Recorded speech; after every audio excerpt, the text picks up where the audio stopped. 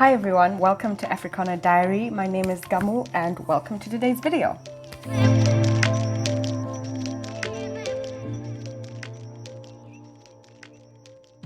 So in today's video, I am going to be talking about the imposter syndrome, and as always, I will start by sharing a definition of what it is. So the imposter syndrome, also known as imposter phenomenon, imposterism, fraud syndrome, or the imposter experience, is a psychological pattern in which an individual doubts their accomplishments or talents and has a persistent internalized fear of being exposed as a fraud. Now, some of you might be wondering why I have decided to include this topic in the series on productivity, but I think that this is quite a big problem for many people to be able to be productive if they feel like they don't really belong in whatever field they're in, or if they feel like they're not good enough to accomplish whatever goals that they have set. So I hope that you find this video helpful in informing yourself about what imposter syndrome is, as well as how to overcome it. So stick around to find out more about that. So to start off, I just want to say that the imposter syndrome is not recognized as a mental disorder, but rather an observed condition. And it is often characterized by a sense that you won't live up to other people's expectations of you, or internalizing setbacks as being rooted in your flaws. So when someone has imposter syndrome, they will often really take their failures so personally and take it as a reflection of there being something wrong with them, or just a reflection of them not being good enough, not being smart enough, and just not being able to live up to whatever standards they're trying to imitate. People with imposter syndrome often credit their success to luck and not necessarily hard work or their own intelligence or whatever effort they've put into something. And it is more common amongst women and minorities, according to studies that have been done and surveys that have been done. Yeah, so that's just a fact. Don't come at me. Another common place where imposter syndrome is encountered is in professions where being smart is often what is expected. So for example, for scientists or computer science people, or, and I'm not saying this to say the other professions are not as good as those that people deem as requiring people that are smart. This is again just according to the studies that have been done to see where imposter syndrome is most prevalent. Here are some telltale, is that the right thing? Telltale or telltale? Whatever. Some signs that can help you to see if you have fallen victim to the imposter syndrome. And again, I'll mention it's not a mental disorder, but an observed condition. Please don't ask me what that means. That's just how the scientists phrase it, and we will just accept it as is. So the first part is doubting the validity of your field and feeling like whatever information or work you're putting out is not really helpful or meaningful to people, or perhaps that they don't really need you and can actually figure out a solution for themselves. I suppose an example could be maybe someone who does graphic designing. They may think that a person doesn't necessarily need a graphic designer to be able to design a poster, an ad or something. So it might make them feel like they are working in a profession where they are not making a difference in anyone's life. Again, no hate to graphic designers, I'm just using that as an example. A second sign is chronic self-doubt, and that's basically when someone challenges the validity of their own abilities. So constantly looking down on yourself, constantly looking down on what you're able to do, what you're able to accomplish, taking on more work than is necessary, which is, I feel like this is quite a subtle thing, and I feel like a lot of people fall prey to that. And that again is coming from the perspective of, I need to do more to make myself, to validate the contributions that you're working. And of course, it will result in burnout, it will result in emotional exhaustion and that sort of thing. So yeah, just keep an eye on yourself and make sure that you are taking on the amount of work that is necessary and doable for you, and not just overcompensate. Another sign is drawing comparisons with people who are in your field. So constantly looking to see what other people are doing, but not necessarily to draw inspiration or to, just keep yourself motivated, but really just getting into comparing yourself to other people and thinking that they're doing a much better job, or that they are deserving of whatever profession or field that you're in, or that people will find them more trustworthy or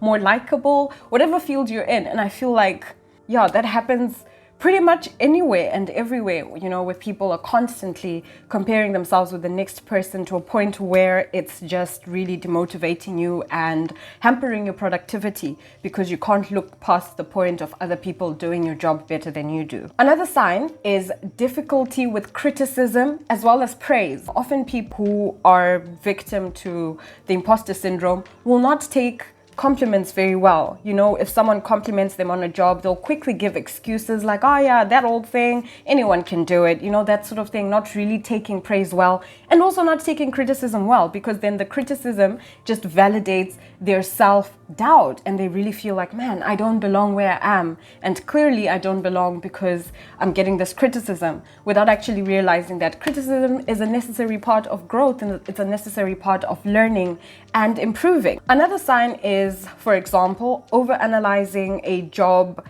that you want to apply for and then not applying anymore because you're constantly thinking, well, I'm not good enough for this. They'll probably settle for someone who's better than this. And again, I feel like this is subtle. This is probably something a lot of people go through, where you're looking online, looking for jobs, looking for whatever opportunities, and then you see all these options and you doubt your ability to land that job because you feel like there are better candidates, and then you end up just not applying for anything. Another sign is always predicting disaster and always looking for the worst possible scenario, or rather looking to the worst possible scenario, expecting the worst possible scenario in any case related to the field of work. So that could be when someone hands in a report or does a presentation, they're constantly thinking that everyone's going to nitpick it and just see it for the complete fail that it is, when that isn't even the case. It's just deep-rooted in the feeling of a person feeling like they'll be ousted as a fraud. And we're not talking about like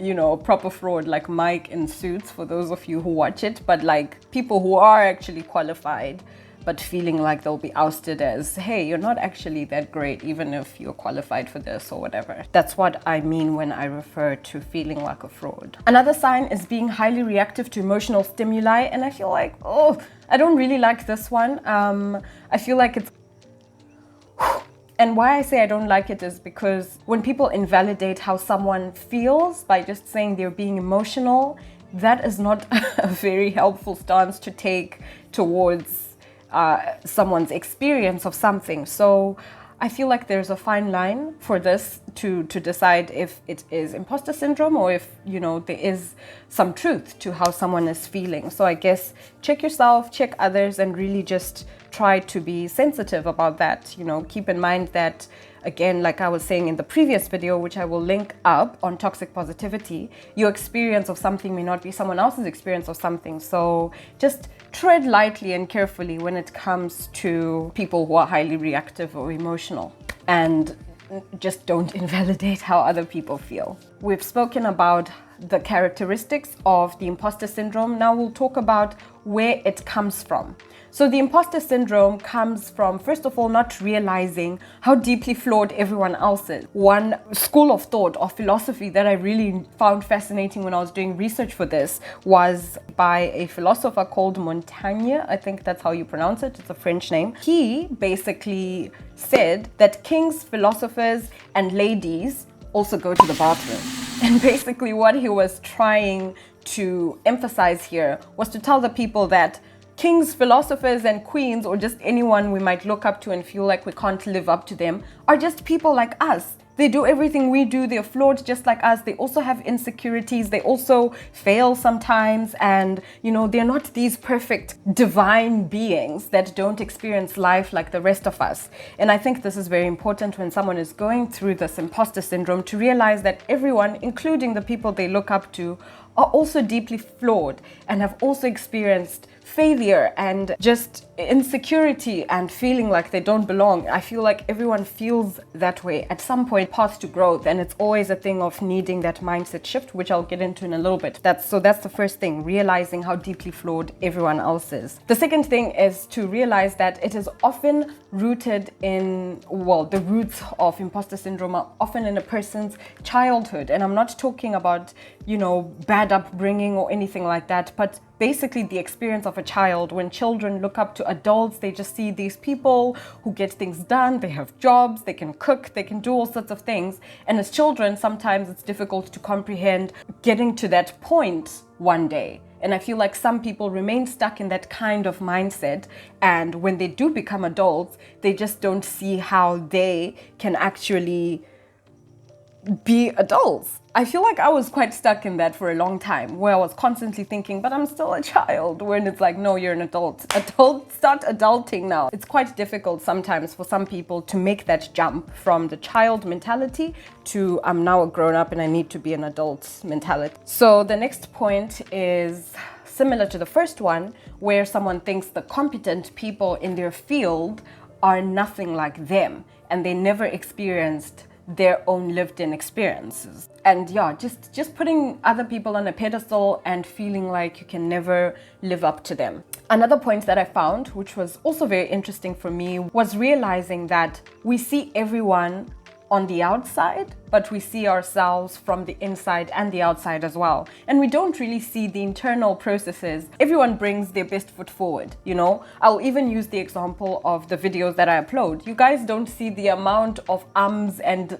uhs that I remove from my video. So someone might watch it and think, wow, she speaks so perfectly, but you don't know how much footage I remove when I edit. That's such a small example, but that I think gives you an idea, you know? It's like the image that we put out is very much edited, in the sense that you're not seeing everything that is happening in my mind. You don't know the internal battles that I have, and unless if I tell you. So it's not wise to look at someone's edited version and then think, oh man, I can never be there because I have just started out.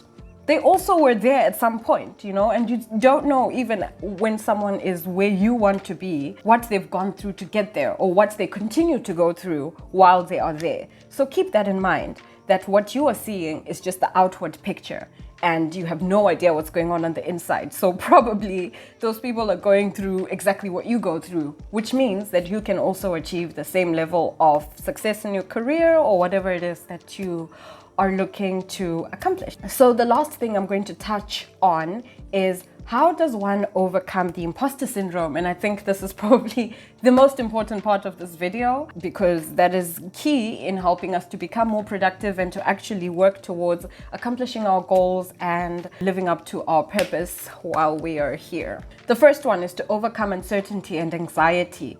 And this is super vague, I know, but it all starts with a mindset shift. Shift from having a performance mindset to having a learning mindset. So look at everything as a learning opportunity, and it'll be easier for you to take criticism well, and for you to just constantly have a mentality of, what can I do better and what can I learn from the other person, instead of comparing yourself or instead of feeling like you're not good enough, because you're aware that you're learning. I will talk more about mindset shift in my video next week, so look out for that, and we will really delve into how a person can shift their mindset to a place where they can be in a better position to be productive. Another thing is to realize, as I have mentioned previously, that the majority of our flaws are also in everyone else. So even the people we look up to who may seem like they're perfect, they also have the same flaws, and they have also overcome the same things like anxiety, like uncertainty, to be able to be where they are today, and you can do the same thing too. Another important point is to lean on your support network and to have